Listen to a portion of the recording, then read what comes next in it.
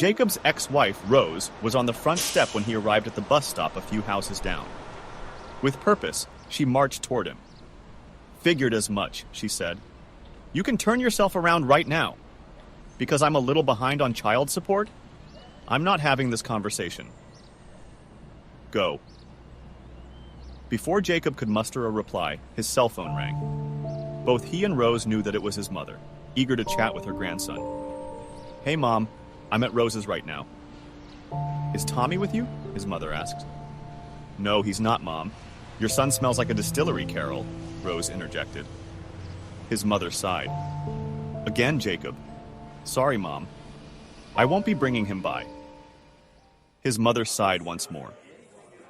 Jacob sought solace at a gentleman's club and was nearly turned away because paying the cover charge would eat into his return bus fare. A wealthy patron, Ross Vall, happened to overhear the conversation and paid for him. "Thanks. Appreciate it," Jacob said. "Hey, I've seen you around here a few times." "I've seen you too," Ross replied. "You've looked better." "Let me buy you a drink," the man offered as a cocktail waitress approached. It was after the drinks arrived when Ross broached the subject of elevator roulette. He started what ended up being a long explanation with the fact that he had once been very much like Jacob until he played. Jacob didn't require much convincing. The notion of a second chance held a lot of appeal for him. After Ross paid their tab with the bartender, the two men took his car to his condo. Once in the lobby, Jacob followed Ross to a private elevator. "I need something," Ross said to the doors. They opened to reveal the elevator operator. "I brought a friend," Ross explained.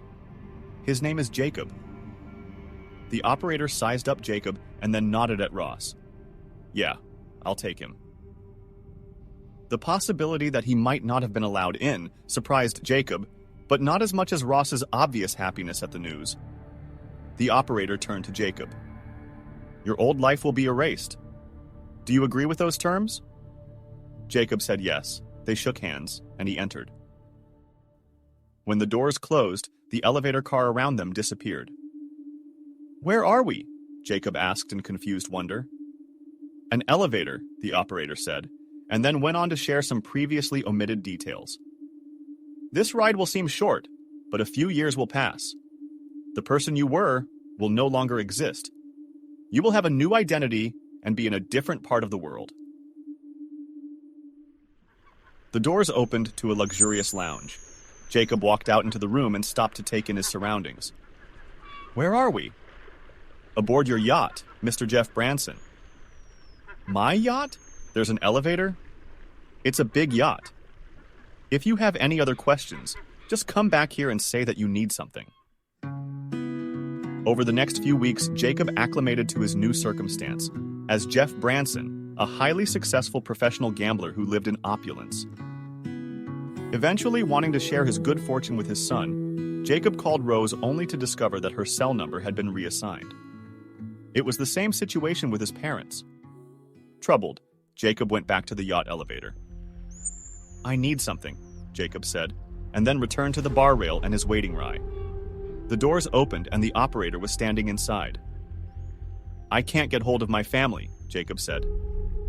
"Ah.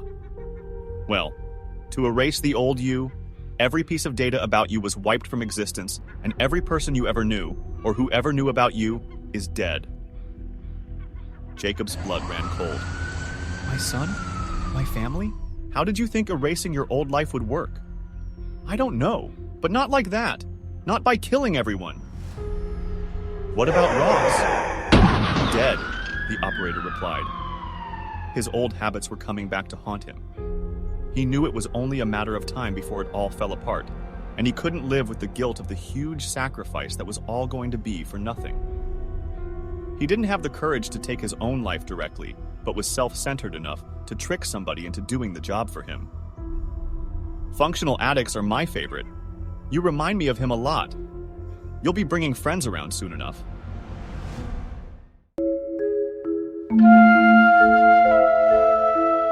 And so, dear viewers, be cautious and take honest stock of yourself before jumping at a new life, for what presents itself as a second chance could simply be costly avoidance, with old habits soon to follow and old consequences not far behind.